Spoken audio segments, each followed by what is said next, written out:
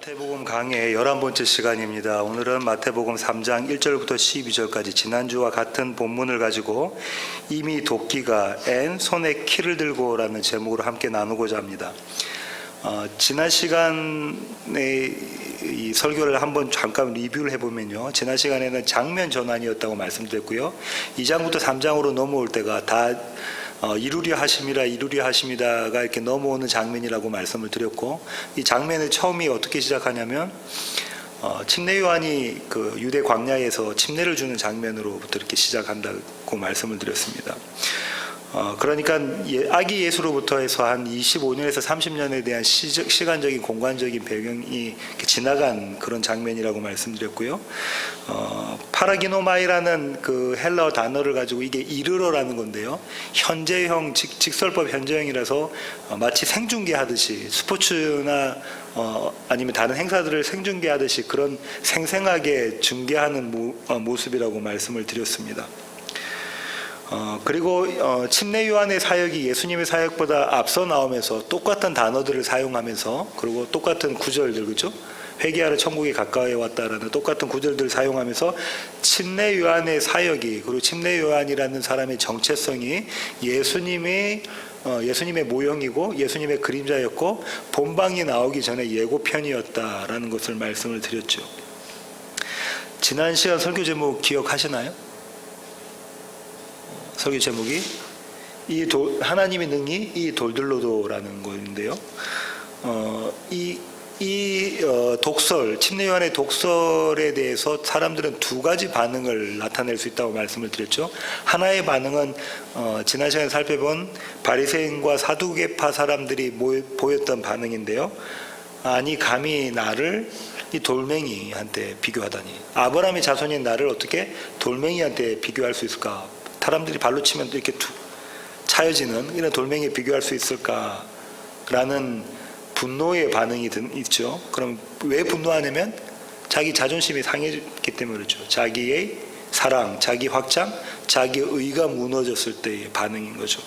이런 반응을 가진 자들은 또 다른 그 반응의 결과를 나타내는데, 그게 뭐라고 그러냐면 그 사람을 핍박하게 되고 그 사람을 살인하게 되고 그런 선악과를 따먹은 아담의 후손들이 할 수 있는 나의 판단에 따라서 내가 행동하는 모습으로 반응된다고 말씀드렸습니다. 또 다른 아브라함의 자손들의 반응은 어떠냐면, 하나님이 능히 이 돌들로도라는 독설이 선포되어질 때 그 독설이 독설로 들리지 않고 복음으로 들리는 거죠. 예, 맞습니다, 주님. 제가 돌이 맞습니다. 이 돌멩이가 맞습니다. 사람들이 발로 차면 그냥 차여서 떨어져가는 그런 돌멩이가 맞습니다. 저는 그렇게 돼도 감사합니다. 괜찮습니다. 그런 저를 아브라함의 자손으로 하나님께서 삼아주셨네요. 이런 반응이 나타나죠. 다시 말하면 감사와 감격, 구원에 대한 감사와 감격, 다윗이 고백했던 그런 감사와 감격이 있는 반응이죠. 이 반응의 원천은 뭐냐면 자기 부인입니다. 나는 나땡입니다. 아무것도 아닙니다. 그리고 자기 부인을 다른 말로는 자기 십자가라고 말씀드렸고, 이들이 하는 것은 하나님에 대한 찬양과 예배, 경배가 된다고 말씀을 드렸습니다. 창세기 3장 15절 원시복음에 있는 뱀의 후손과 여인의 후손의 모습이 이 두 모습이라고 말씀드렸고, 그것은 그런데 동전의 한쪽 면, 다른 쪽면은 이 두 모습이 우리 가운데 있다라는 말씀을 드렸고요. 바울은 이것을 영적인 전쟁으로 묘사하고 있다라고 말씀을 드렸습니다.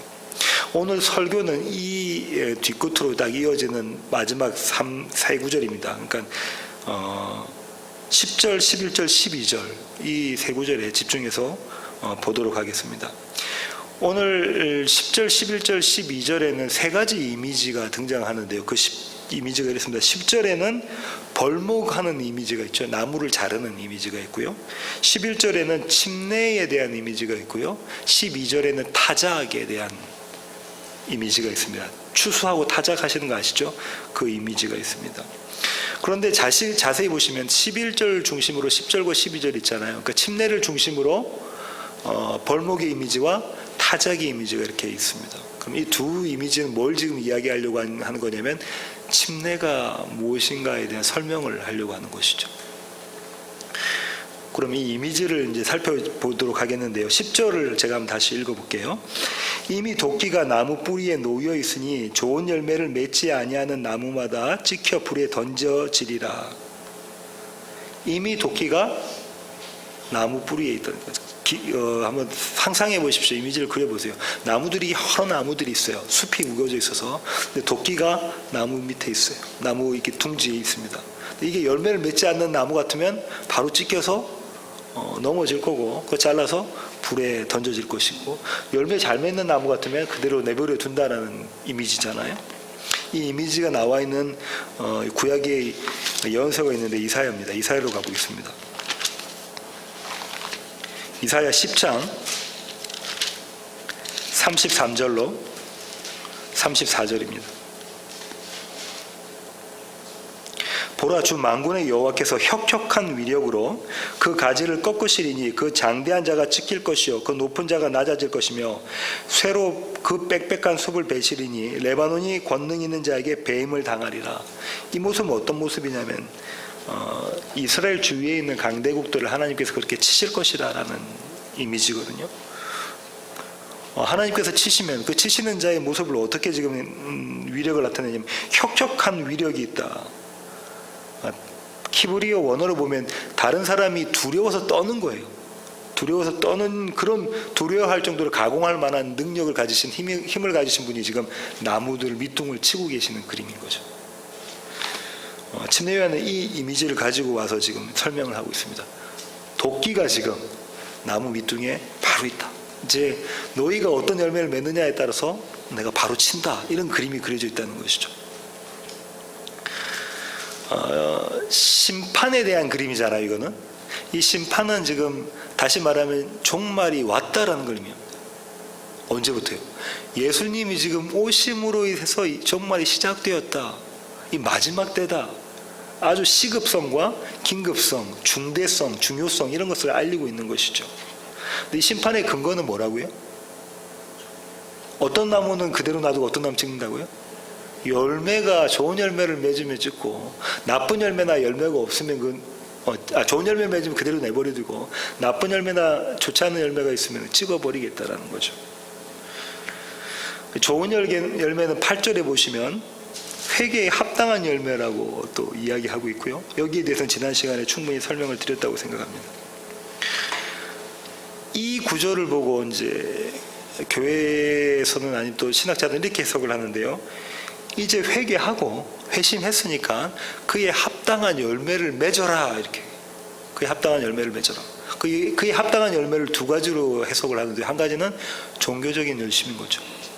예배 잘 드리고 예배 시간에 졸지 말고 설교 시간에 졸지 말고 새벽기도 꼭 참석하고 11조 꼬박꼬박 지키고 절기헌금 제대로 내고 생일 감사헌금 이런 것도 내고, 또 무슨 교회 사역이 있다면 다른 일을 비즈니스나 다른 일 다 내버려 두고 가정사 내버려 두고 교회 와서 교회 중심으로 이제 사역을 해야지.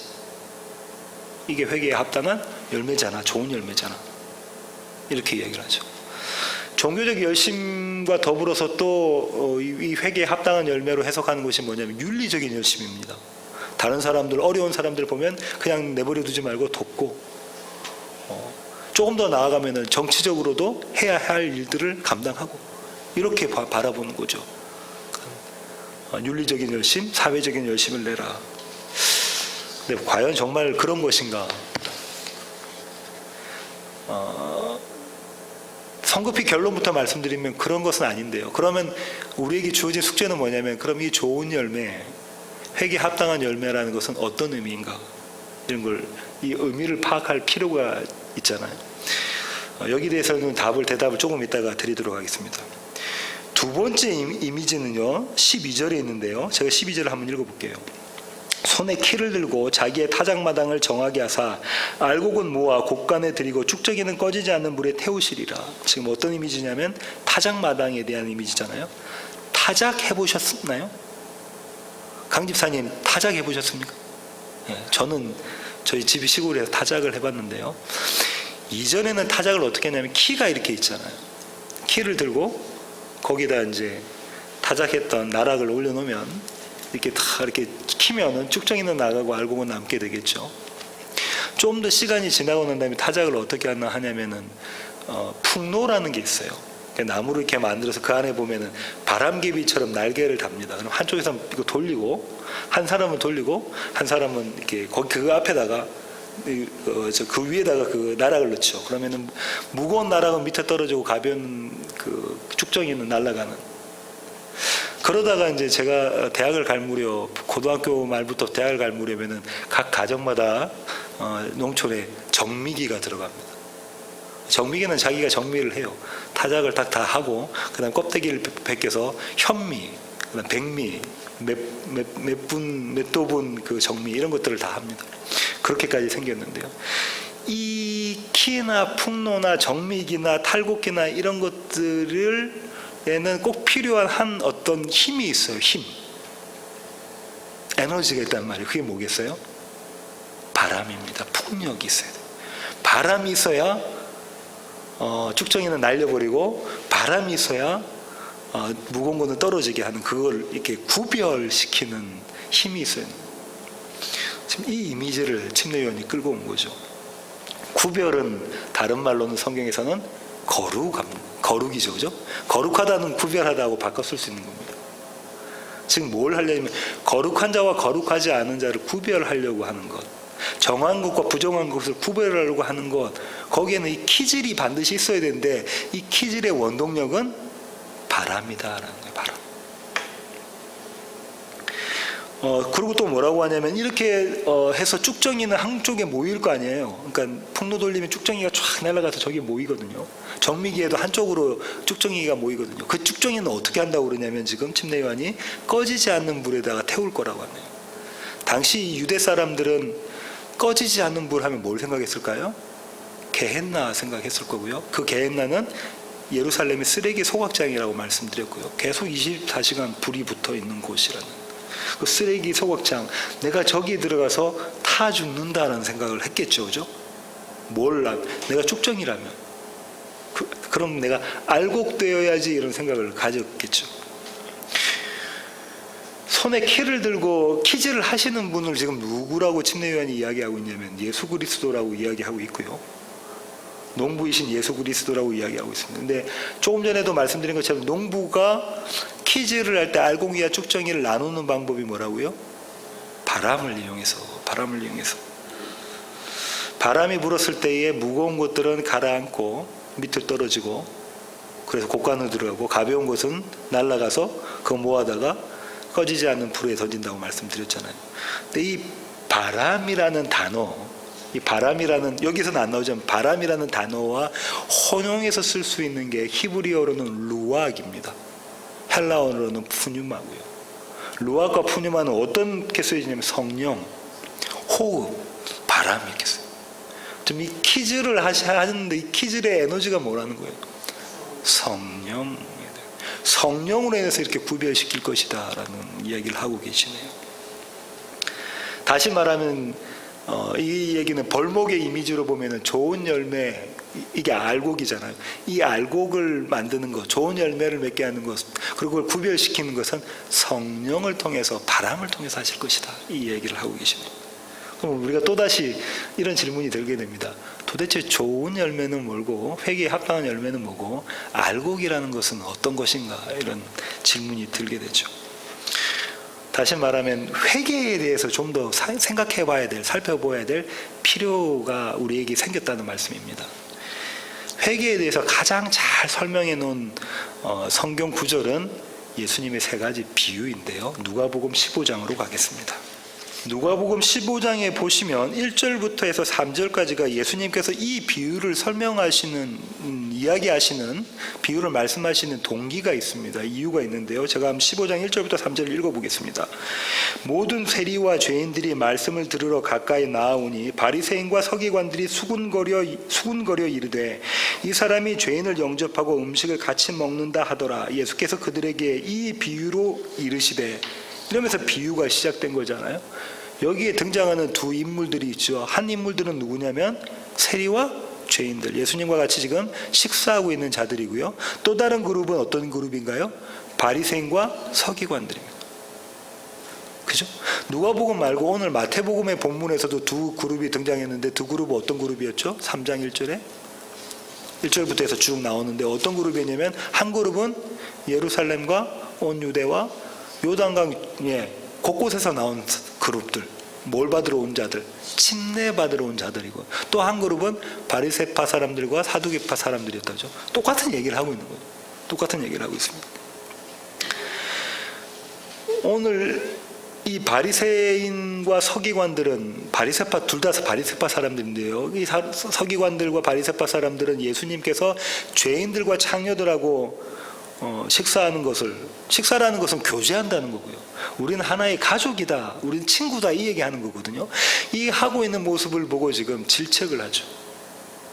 어떻게 구별된 자가 구별되지 않은 저런 사람들고 정한 자들이 정하지 않은 부정한 자들하고 같이 할 수가 있냐. 자기는 알곡인 자들이 쭉정이들 자기들하고 어떻게 그렇게 같이 식사를 할 수가 있느냐. 좋은 열매 맺는 자가 나쁜 열매 맺는 자들하고 어떻게 같이 자리를 같이 할 수가 있느냐. 도대체 말이 되지 않는 것이다 라고 지금 이야기하고 있는 것입니다. 그렇게 수긍수긍 숙덕거리는 걸 주님께서 들으신 거죠. 예수님께서 뭐라고 말씀하시냐면 이 세 가지 비유를 쭉 들어서 회개라는 것은 이것이고, 쭉정이와 알곡을 가른다는 것은 이런 것이고, 좋은 열매와 나쁜 열매를 가른다는 것은 이런 것이다를 설명하고 계시는 것입니다. 그게 세 가지 비유인데요. 그 세 가지 비유 중에 첫 번째 비유가 15장 4절부터 7절까지입니다. 너희 중에 어떤 사람이 양 100마리가 있는데 그 중에 하나를 잃으면 99마리를 들에 두고 그 잃은 것을 찾아내기까지 찾아다니지 아니하겠느냐. 또 찾아낸즉 즐거워 어깨에 메고 집에 와서 그 벗과 이웃을 불러 모으고 말하되 나와 함께 즐기자. 나의 잃은 양을 찾아내었노라 하리라. 내가 너에게 이르노니 이와 같이 죄인 한 사람이 회개하면 하늘에서는 회개할 것 없는 의인 99으로 말미암아 기뻐하는 것보다 더 하리라. 이게 첫 번째 비유인데요. 이 비유의 이름이 잃어버린 양의 비유인데요. 비유의 내용을 보시면 어떠냐면 목자가 99마리의 양은 있는데 100마리 중에 한 마리를 잃어버리면 그 잃어버린 양을 찾으려고 들을 헤매고 산을 헤매고 하는 이 모습으로 마침내는 찾아낸다라는 이야기잖아요. 찾아내면 너무 기뻐서 어떻게 한다는 거예요? 또 양 잡겠죠. 자기 갖고 있는 양 잡아가지고 가족들과 친구들과 함께 나누겠다, 잔치를 베풀겠다, 배설하겠다라는 이야기인 거죠. 이것은 회개에 대한 이야기인데 이 회개의 원인은 누구에게 있는 겁니까? 회개의 원인은 잃어버린 양에 있습니까? 아니면 회개의 원인이 회개의 주체 되시는 분이 누구신 거예요? 회개를 하게 하시는 목자, 잃어버린 양을 찾아다니시는, 밤새워 산이나 들을 헤매고 다니시는 그 양을 찾아내시는 그 목자에게 있다는 것이죠. 회개는 이런 것이다라고 지금 바리새인들에게 이야기하고 있는 것입니다. 이렇게 비유를 끝내시는 게 아니라 이제 좀 한 가지 더 비유를 말씀하신대요. 양이 몇 마리였다고 그랬죠? 100마리 중에 한 개 잃어버렸으니까 100대 1이다, 그죠? 근데 100대 1, 그 정도는 뭐 할 수 있겠네, 이렇게 생각했다가 이제 그 100대 1을 확 줄여서 10대 1로 바꿉니다. 점진적으로 더 강화시키는 거예요. 비유를 10대 1로 바꾸는데요. 그 두 번째 비유는 8절부터 10절까지입니다. 제가 한번 읽어보겠습니다. 어떤 여자가 10드라크마가 있는데 하나를 잃으면 등불을 켜고 집을 쓸며 찾아내기까지 부지런히 찾지 아니하겠느냐. 또 찾아낸즉 벗과 이웃을 불러 모으고 말하되 나와 함께 즐기자. 잃은 드라크마를 찾아내었노라 하리라. 내가 너에게 이르노니 이와 같이 죄인 한 사람이 회개하면 하나님의 사자들 앞에 기쁨이 되느니라. 오늘 비유를 이해하기 위해서는 드라크마에 대해서 아셔야 되는데요. 드라크마는 로마의 데나리온하고 같은 화폐입니다. 그래서 근데 로마에서는 데나리온이고 헬라, 그리스에서는 이게 드라크마로 쓰였고요. 은화였어요. 근데 한 드라크마는 노동자 하루의 품삯입니다. 그러니까 10드라크마 중에서 한 드라크마 잃어버렸다고 해서 그렇게 큰 건 아니잖아요. 큰 돈이긴 하지만 매우 큰 돈은 아니잖아요. 근데 그거를 찾으려 지금 어떻게 한다고 그래요? 이 여자가 어떻게 한다고 그러죠? 집을 쓸며 찾아내기까지 부지런히 찾는다고 이야기를 하고 있잖아요. 부지런히 찾는다고. 집을 쓸며 어디 농 밑에 들어가 있는지 아니면 어디 다른 데 있는지 찾아본다고 그러잖아요. 왜 그랬냐면 10드라크마라는 한 묶음으로, 한 꾸러미로 이렇게 딱 묶어가지고요. 이것은 어떤 거냐면 예비 남편이 예비 신부에게, 아내에게 증표를 준 거예요. 1년 동안 약혼 기간을 거치고 난 다음에 이제 남편이 아내의 집으로 방문하잖아요. 그래서 아내를 거기서 잔치를 벌리는 거예요. 그러고 난 다음에 신혼을 다 거기서 보내고 난 다음에 다시 자기 집으로 돌아오게 되는데, 그때의 남편과 아내는 서로의 얼굴을 모릅니다. 중매 결혼이라서 서로의 얼굴을 몰라요. 부모님들이 결혼하고 약혼을 했기 때문에. 그래서 내가 이제 뭘 줬냐면, 그 전에 10드라크마를 줬으니까 이게 혼인의 증표예요. 네가 내 아내다, 네가 내 신부다라는 게 증표가 되는데, 그 중에 한 개를 잃어버린 거예요. 그러니까 길을 쓰고 찾으려고 하겠죠. 안 그러면은 결혼을 못하고 파혼당하니까 그런 거죠. 이렇게 예비 신부가 남편과 결혼하기 위해서, 혼인하기 위해서 한 드라크마를 찾는 그 열심으로 하나님께서 하나님의 백성을 찾고 계신다, 이 얘기하고 있는 거죠. 여기도 그러면 회개의 원인이 누가 되냐면 이 여인이 됐잖아요. 드라크마를 찾는 여인이 되는 거. 드라크마는 가만히 있는 거예요. 자기가 찾으려고 노력하는, 찾음을 당하려고 노력하는 게 아니라 가만히 있는, 그 자리에 있는데 여인이 가서 찾아가지고 오고, 너무 기쁜 나머지 또 잔치를 벌리죠. 옆에 주위에 있는 친구들과 친척들과 잔치를 벌립니다. 이거보다도 더 비유를 한 예수님께서는 강화를 시키시는데요. 그 강화는 이제 2대1로 납니다. 100대1, 10대1에서 이제 2대1로 바뀌어져 버립니다. 그죠? 두 아들이 있었는데 그 두 아들 중에 한 아들을 잃어버린 거예요. 이른바 잃어버린 아들의 비유, 아니면 탕자의 비유, 이렇게 나오는 것인데요. 15장 11절부터 24절까지 하면 길지만 제가 읽어보겠습니다. 또 이르시되 어떤 사람에게 두 아들이 있는데 그 둘째가 아버지에게 말하되 아버지여 재산 중에서 내게 돌아올 분깃을 내게 주소서 하는지라. 아버지가 그 살림을 각각 나눠 주었더니 그 후 며칠이 안 되어 둘째 아들이 재물을 다 모아가지고 먼 나라에 가 거기서 허랑방탕하여 그 재산을 다 낭비하더니 다 없앤 후 그 나라에 크게 흉년이 들어 그가 비로소 궁핍한지라. 여기까지만 먼저 읽어볼까요?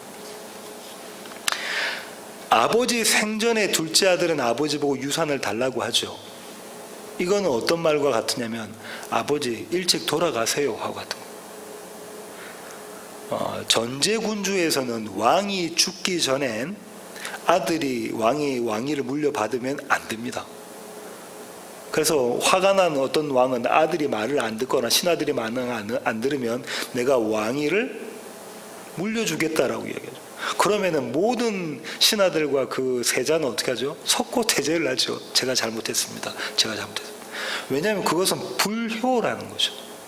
이스라엘도 유대의 이 문화도 우리나라 문화와 비슷해, 동양 문화와 비슷해서요. 살아 계실 때 재산을 주세요, 내 재산을 주세요 하면 이것은 안 되는 겁니다. 엄청난 불효고요. 이런 자를 어떻게까지 할 수 있냐면 동네 밖에 끌어내서 동네 사람들이 돌로 쳐 죽일 수가 있습니다. 그러니까 이 둘째 아들은 이미 자기 아버지를 뭐한 자예요? 살인한 자, 죽인 자라는. 빨리 죽으세요. 내 재산 주세요 했습니다. 그렇게 재산을 챙겨가지고 이제 먼 나라로 가서 재산을 다 탕진할 때까지 장기들하고 놀고 신나게 한바탕 놀죠. 그렇게 놀았는데 그 다음부터 이제 회개라는 게 시작됩니다. 회개라는 게. 한번 보겠습니다. 14절.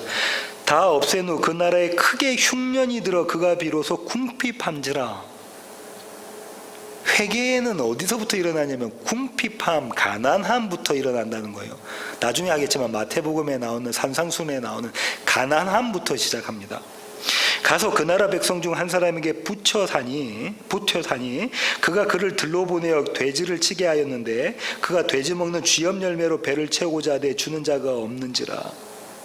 이에 스스로 돌이켜 이르되 내 아버지에게는 양식이 풍족한 품꾼이 얼마나 많은가. 나는 여기서 줄여 죽는구나. 돼지 먹는 음식도 자기한테는 안 준다는 거죠. 내가 일어나 아버지께 가서 이르기를 아버지 내가 하늘과 아버지께 죄를 지었사오니 지금부터는 아버지의 아들이라 일컬음을 감당하지 못하겠나이다. 나를 품꾼의 하나로 보소서 하리라 하고. 이에 일어나서 아버지께로 돌아가니라. 아직도 거리가 먼데 아버지가 그를 보고 측은히 여겨 달려가 목을 안고 입을 맞추니 아들이 이르되 아버지 내가 하늘과 아버지께 죄를 지었사오니 지금부터는 아버지의 아들이라 일컬음을 감당하지 못하겠나이다 하나 아버지는 종들에게 이르되 제일 좋은 옷을 내어다가 입히고 손에 가락지를 끼우고 발에 신을 신기라. 그리고 살찐 송아지를 끌어다가 잡으라. 우리가 먹고 즐기자.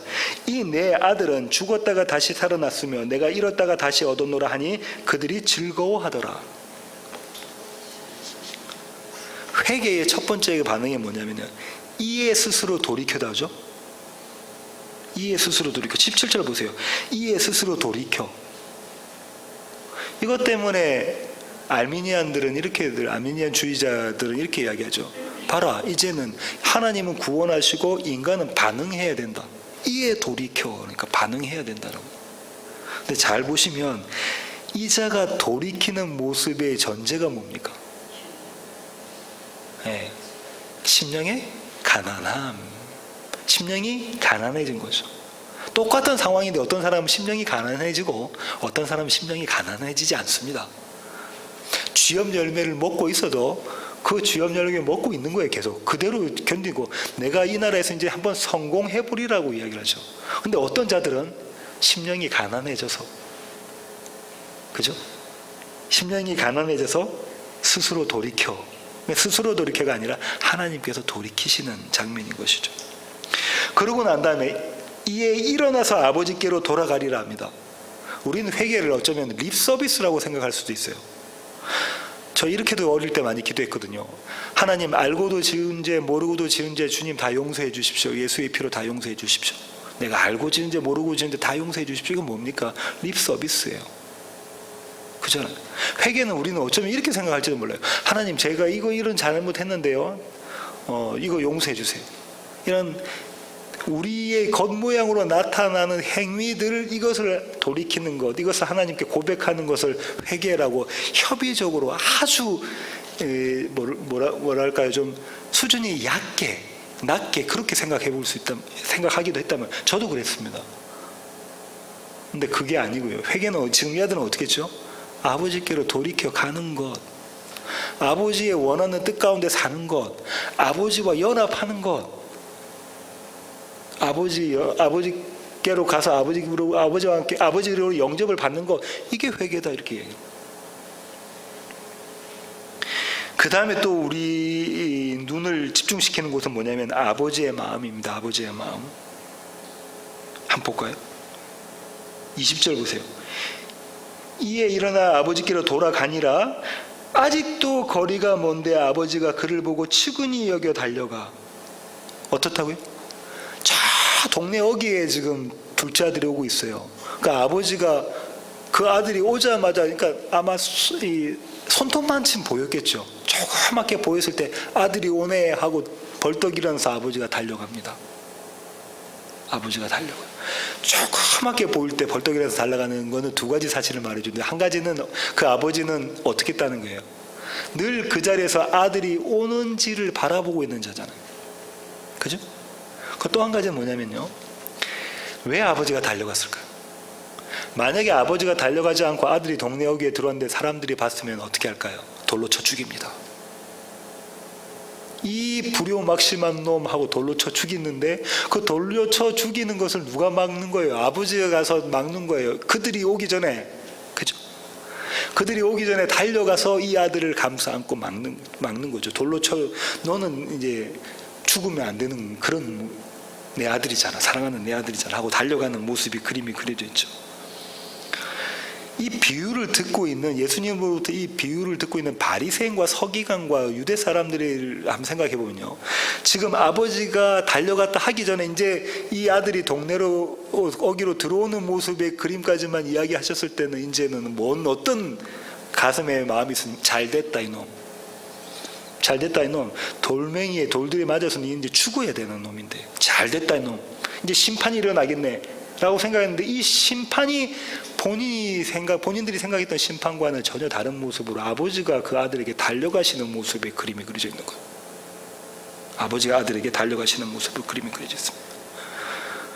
완전히 자기들의 생각과 정반대의 생각이 그림이 그려진 거죠. 쇼킹한 사건인 거죠. 이때 아들이 아버지에게 고백을 합니다. 뭐라고 고백하냐면요. 아버지, 제가 아들을 아들이라고 부르지 마세요. 제가 아버지에게도 하늘에게도 죄를 지었는데 제가 종같이 살래요. 이게 회개의 모습이란 거예요. 하나님의 나를 사랑하셔야 돼? 나는 사랑받기 위해서 태어난 자야? 하나님의 반드시 나를 구원하셔야 돼? 가 아니라 저를 구원하셔도 하지 않으셔도 그건 하나님의 뜻이고요. 하나님께서 만약 저를 불쌍히 여기시고 은혜롭게 보셔서 민망히 여기셔서 저를 구원하신다면 그것이 제게 은혜입니다. 그 고백을 하는 거죠. 이게 회개의 모습인 거죠. 이 아들은 지금 이 회개의 모습을 합니다. 그러자 아버지가 이제 이럽니다. 우리가 먹고 즐기자, 마시자, 잔치를 베풀자 이렇게 이야기를 하죠. 그리고 그 잔치를 베푸는 이유를 뭐라고 하냐면 이는 내 죽었다가 살아난 아들, 사망에서부터 생명으로 건져낸 아들이고 또 어떤 자들이에요. 내가 잃었다가 다시 찾은 내 아들이다. 이건 내 아들이다 이렇게 얘기해요. 이게 회개라는 거예요. 그럼 회개의 원인은 또 누굽니까? 아들에게 있는 게 아니라 그 아버지에게 있는 거예요. 이 아들은 이미 아버지를 죽인 자라니까요. 마음속으로 아버지를 죽인 자를 아버지가 찾아가서 끌고 오는 자리, 심령이 가난한 자로 만들어서 마침내 그 앞으로 끌고 오는 그 행위가 여기에 담겨져 있는 거잖아요. 그래서 첫 번째 비유, 두 번째 비유를 하신 거예요. 찾아가시는 목자, 찾아가는 여인의 모습을 그리면서 찾아가시는 아버지의 그림을 그리고 있죠. 이 비유는 제목이 바뀌어야 됩니다. 탕자의 비유가 아니라 뭐라고요? 잃어버린 아들을 반드시 마침내 찾아오시는 아버지의 비유 이렇게 바꿔야 됩니다. 그래서 이렇게 예수님은 바리새인들과 서기관들에게 세 가지 비유를 하고 마치셔야 되는데 한 가지 비유를 더 하세요. 그 비유가 25절부터 해서 32절까지입니다.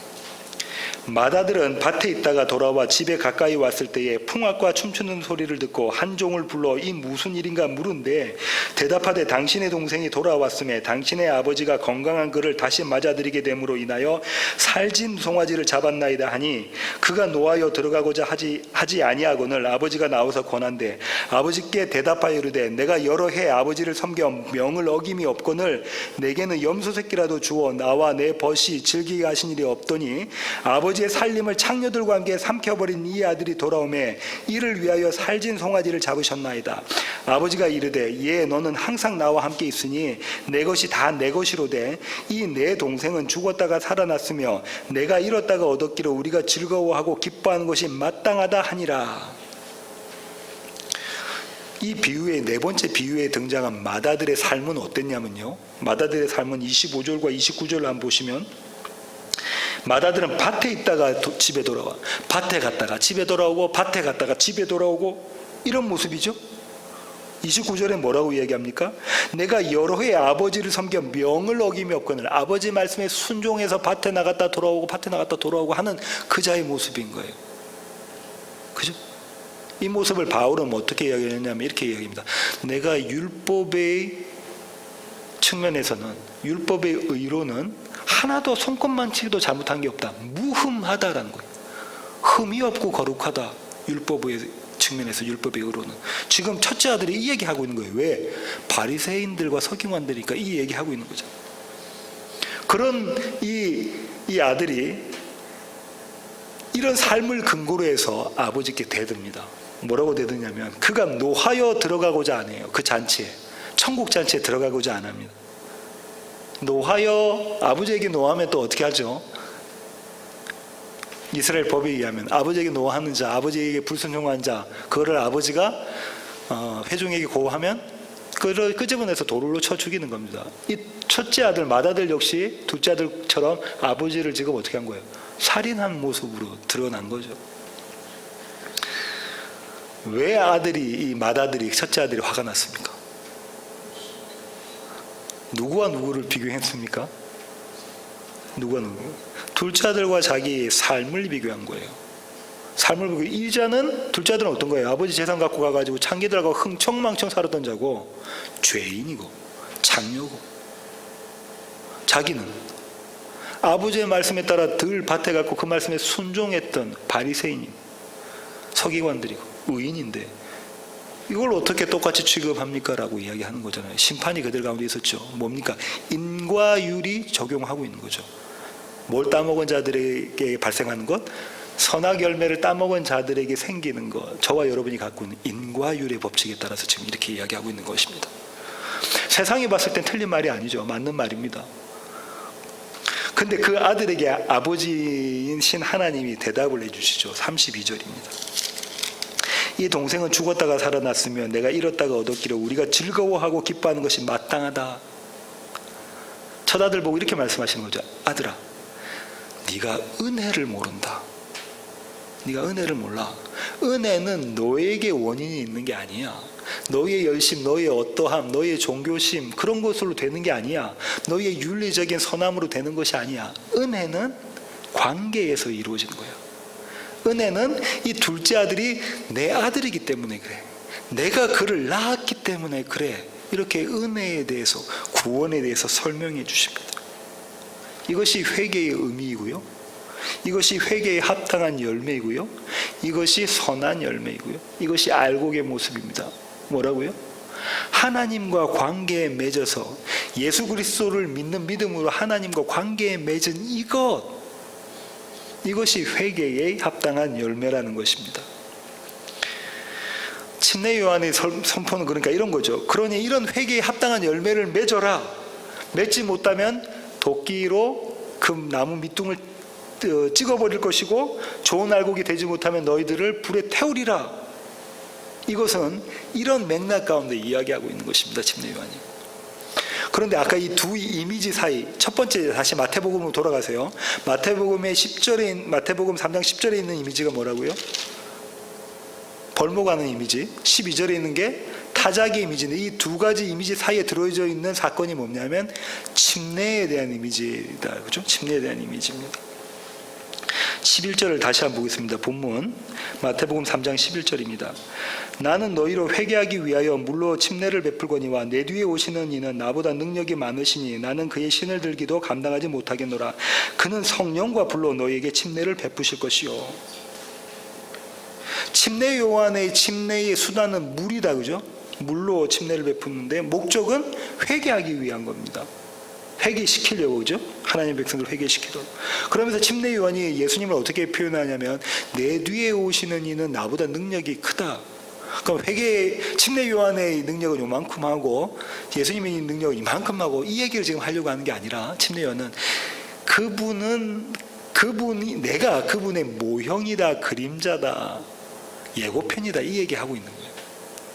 물 침례가요. 그 얘기를 하고 있는 것입니다. 물 침례는 표면적으로 물에서 받는 침례다. 그죠? 내가 회개를 하고 물에서 받는 침례인데 그런데 이면적으로는 이 물 침례도 성령의 침례예요. 성경에서 물 하면은 전부 다 강물, 물 하면은 성령을 의미하고 있잖아요. 그렇기 때문에 그렇습니다. 계시록 찾지는 않겠습니다. 계시록 22장 1절로 2절, 에스겔 47장 9절을 보면 성령의 물, 성령의 강물 이 그림이 그려져 있거든요. 그러면 우리가 물 침례를 받는다는 것은 참된 물 침례는 참된 신자가 받는 겁니다. 신앙 고백을 참되게 해서 회개한 자가 침례를 받으니까 그것은 성령으로 이루어진 침례인 거잖아요. 이 그림이 침례 요한의 침례입니다. 그런데 침례 요한이 뒤에 오시는 예수 그리스도의 침례를 설명하잖아요. 그분은 무엇으로 침례를 주신다고 하시죠?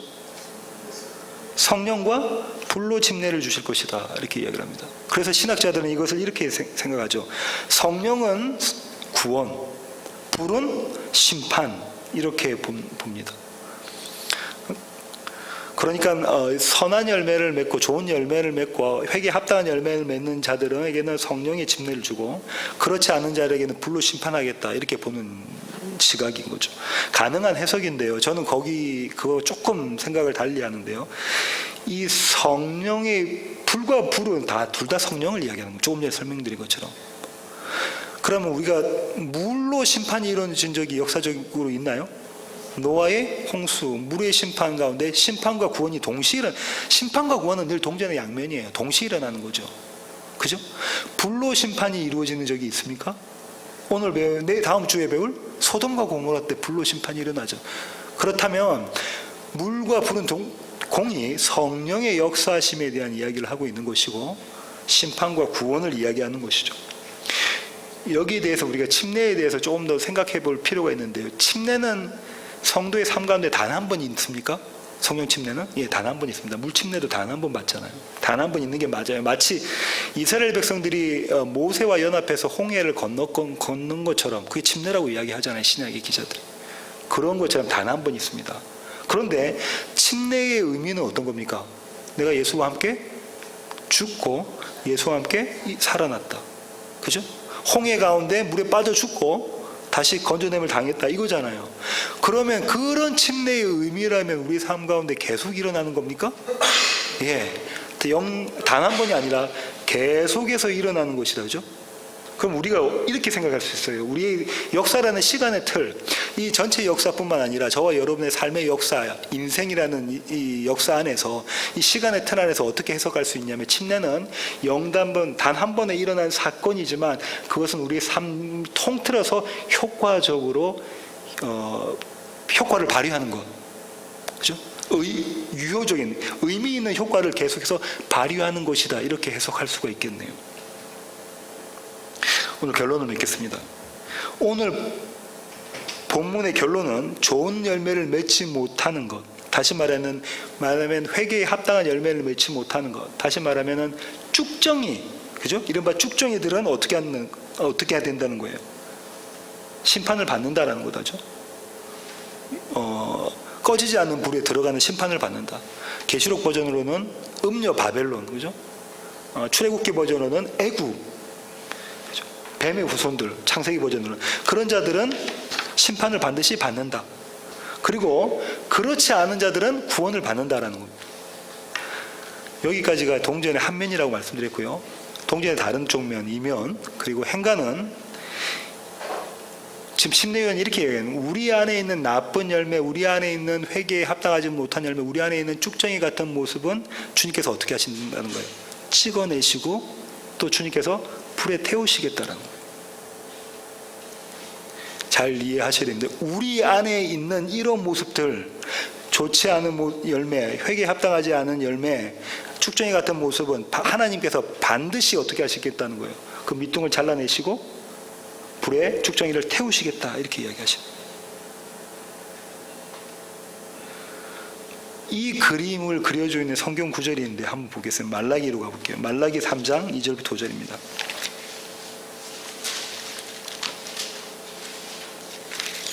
말라기 3장 2절부터 5절입니다. 그가 임하시는 날, 주의 날이죠. 이 날이 이미 온 거예요. 지금 오늘 본문의 침례 요한 앞에 예수님이 오심으로 인해서 그가 임하시는 날을 누가 능히 당하며 그가 나타나는 때에 누가 능히 서리요. 그는 금을 연단하는 자의 불과 표백하는 자의 재물과 같을 것이라. 그가 은을 연단하여 깨끗하게 하는 자같이 앉아서 레위 자손을 깨끗하게 하되 금, 은같이 그들을 연단하리니 그들이 공의로운 재물을 나 여호와께 바칠 것이라. 지금 뭐라고 이야기하고 있냐면 그가 임하신 날이 예수 그리스도 메시아 그리스도가 오시는 날에 그날에 뭘 하시겠다는 거예요? 금과 은을 연단시키는 것처럼 누구를 연단시킨다고 하세요? 여기에 레위 자손들을 연단시킨다 하시네. 불순물을 다 빠뜨리게 하시고 제거하시고 그렇게 하셔서 뭘 하게 하신대요? 예배를 드리게 하신다네요. 그죠? 하나님께 경배를 드리게 하신대. 어떤 경배? 공의로운 제물을 하나님께 바친다. 이 공의로운 제물이 뭘까요? 예수 그리스도와 연합한 나를 드리는 것. 그죠? 나의 머리를 예수의 머리로 삼는 그것. 내가 그거 하겠다. 그죠? 근데 이걸 어떤 방법으로 하시냐면요. 이사야 10장으로 다시 가겠습니다. 마지막으로 보고 마칠게요. 이사야 10장으로 가십시오. 아까 읽었는데요. 아까 우리가 33절과 34절을 읽었는데 이거는 어떤 거였냐면 아까 이사야 10장은 누구에 대한 이야기라고 했죠? 예루살렘 이스라엘의 남은 자에 대한 이야기를 하고 있는 거예요. 이스라엘 남은 자에 대한 이야기를 하고 있는데 지금 33절과 34절에 보면 어떻게 이야기하고 있냐면 그를 괴롭혔던 열방들, 이스라엘을 괴롭혔던 열방들을 내가 찍어버리겠다라고 지금 말씀하셨던 것이잖아요. 33절과 34절이. 그런데 이 33절과 34절을 보시기 전에 15절 한번 보세요. 도끼가 어찌 찍는 자에게 스스로 자랑하겠으며 톱이 어찌 켜는 자에게 스스로 큰 차 하겠느냐. 이는 막대기가 자기를 드는 자를 움직이려 하며 몽둥이가 나무 아닌 사람을 들려함과 같음이로다. 지금 어떤 말씀하고 있는 거예요? 이사야가. 도끼와 톱과 몽둥이와 막대기가 누구라는 거예요? 이스라엘 주위에 있는 열방이다. 애굽과 바벨론과 그 주위에 있는 열방이다. 아수르, 그 주위에 있다고 다른 나라들 다. 그죠? 그 얘기하는 거네요. 그들이 누구를 그렇게 했대요? 이스라엘을 그렇게 한 거예요. 20절 볼까요? 그날에 이스라엘의 남은 자와 야곱 족속의 피난한 자들이 다시는 자기를 친자를 의지하지 아니하고 누가 친 거예요? 그러니까 친자가 아까 이 몽둥이하고 이런 거란 말이에요. 누구를 의지했단 말입니까? 애국과 이런 것들을 다 의지하고 있는데 세상을 의지하고 있는데 그들을 의지하지 아니하고 이스라엘의 거룩하신 이 여호와를 진실하게 의지하리니 남은 자 곧 야곱의 남은 자가 능하신 하나님께로 돌아올 것이다. 주의 날에는 어떻게 한다는 거예요?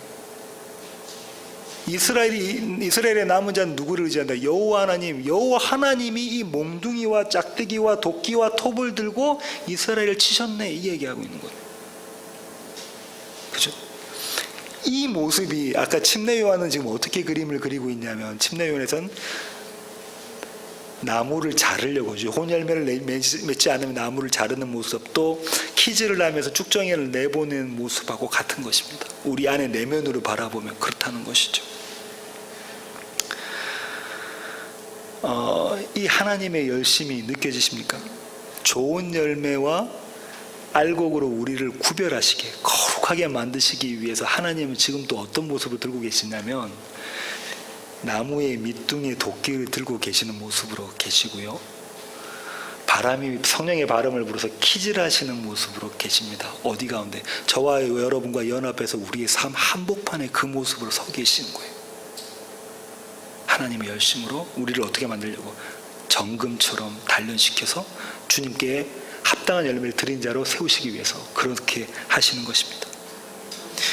이것이 예수 그리스도께서 우리를 통해서 만들어내시는 회개에 합당한 열매입니다. 기도하시겠습니다. 하나님 감사합니다. 하나님은 여전히 우리와 함께 하셔서 우리의 삶에 보이시기에 합당하지 않은 것들을 잘라내시고 또 우리 삶에 합당하지 않은 것을 키질하시는 것을 주님 저희들이 배웠습니다.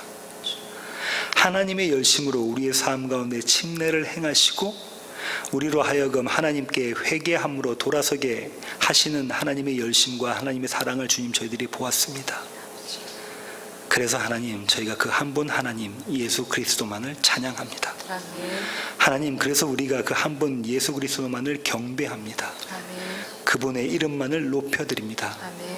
그런 세워지는 교회 모든 지체들 되게 하여 주시옵소서.